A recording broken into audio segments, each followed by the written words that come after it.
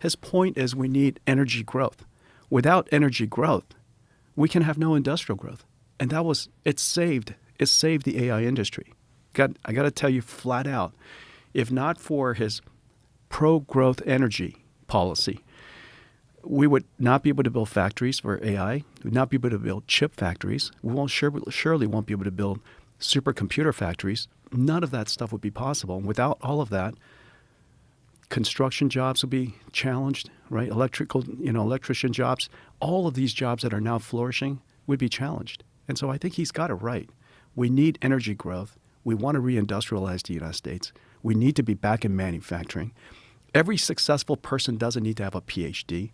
Every successful person doesn't have to have gone to Stanford or MIT. And I think that sensibility is spot on.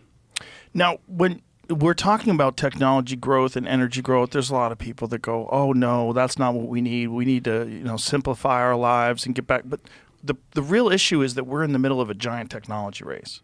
And whether people are aware of it or not, whether they like it or not, it's happening. And it's a really important race because whoever gets to whatever the event horizon of artificial intelligence is, whoever gets there first has massive advantages in a huge way.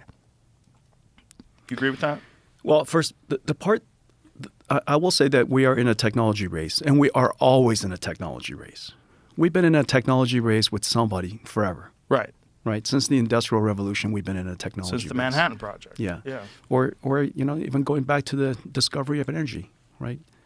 The United Kingdom was where the Industrial Revolution was, if you will, invented, when they realized that they can turn steam and such into energy, into electricity. All of that was invented largely in Europe. And the United States capitalized on it. We were the ones that learned from it. We industrialized it. We diffused it faster than anybody in Europe. They were all stuck in discussions about policy and jobs and disruptions. Meanwhile, the United States was forming. We just took the technology and ran with it. And so I think we were always in a bit of a technology race. World War II was a technology race. Manhattan Project was a technology race. We've been in a technology race ever since. During the Cold War, I think we're still in a technology race. It is probably the single most important race. It is the technology it gives you superpowers, whether it's information superpowers or energy superpowers or military superpowers is all founded in technology. And so technology leadership is really important. Well, the problem is if somebody else has superior technology, right? That's the issue. That's right. It seems like with the AI race, people are very nervous about it. Like, Elon has famously said that it's like 80% chance it's awesome, 20% chance we're in trouble. And people are worried about that 20%, rightly so. I mean, if you had 10 bullets in a revolver and, you took out 8 of them, and you still have 2 in there and you spin it, you're not going to feel real comfortable when you pull that trigger. It's terrifying. Right. And when we're working towards this ultimate goal of AI, it's impossible to imagine that it wouldn't be of national security interest to get there first. The question is what's there. That was the part. What is there? Yeah, I'm not sure. And That's I don't think anybody really knows. That's crazy though. Well, if I ask you, you're the head of NVIDIA. If you don't know what's there, who knows? Yeah, I think it's probably going to be much more gradual than we think.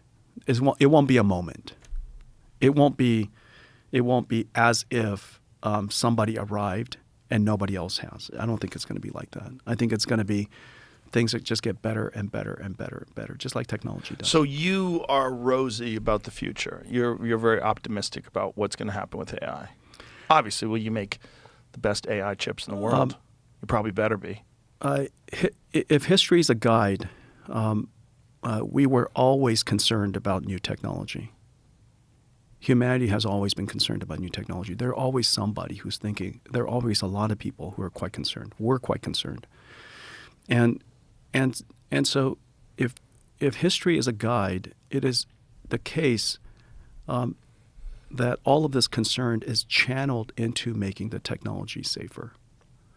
And so, for example, in the last several years, I would say AI technology has increased probably in the last 2 years alone, maybe 100x. Let's just give it a number.